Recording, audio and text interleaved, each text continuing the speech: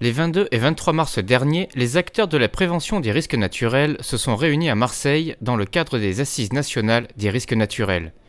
Organisées par le ministère de l'Environnement, ces rencontres permettent aux différentes parties prenantes, pouvoirs publics, élus locaux, chercheurs, associations de sinistrés et assureurs, de se rencontrer afin de développer une culture commune du risque et de faire émerger des propositions concrètes.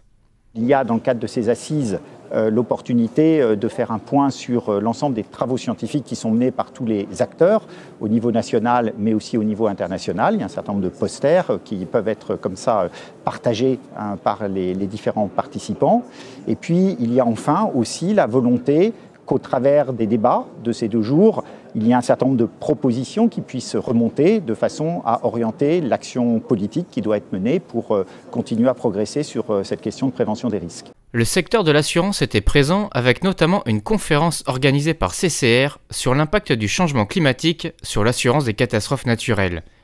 En effet, les assureurs s'impliquent de plus en plus dans la prévention des risques, ne souhaitant plus se limiter à la gestion des contrats et des sinistres.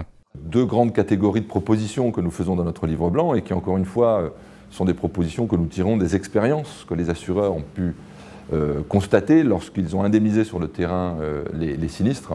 Je vais donner un simple exemple. Il y a des plans de prévention qui datent d'il y a plus de 20 ans.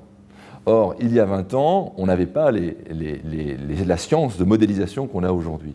Donc ces plans sont pour la plupart, pour beaucoup, obsolètes. Donc il faut les réactualiser. Puis on a une deuxième catégorie de propositions qui touche davantage à l'amélioration de la culture du risque. Nous estimons que le péril de la sécheresse doit être traité différemment que les autres périls. Pourquoi? Parce que c'est un péril qui est beaucoup plus diffus. Nous proposons notamment d'instaurer une obligation, dès lors qu'on est sur une zone à risque en matière de subsidence, eh bien qu'il y ait systématiquement une obligation de faire une étude de sous-sol avant toute construction et que donc les constructeurs puissent adapter les fondations de cette maison à la réalité du sous-sol. On peut jouer également donc, sur la prévention. 2 exemples, vis-à-vis des entreprises en les aidant à mettre en place leur plan de continuité d'activité et chez les particuliers notamment en les aidant à avoir une meilleure connaissance de leur risque. L'intérêt de Generali se comporte, c'est de construire avec nos assurés un diagnostic du risque et surtout les embarquer dans la connaissance du risque. Grâce à leur fine connaissance des sinistres, les assureurs sont des acteurs clés pour juger de l'efficacité des mesures de prévention, mais également pour contribuer à améliorer la prévention des risques et réduire ainsi l'impact des catastrophes naturelles.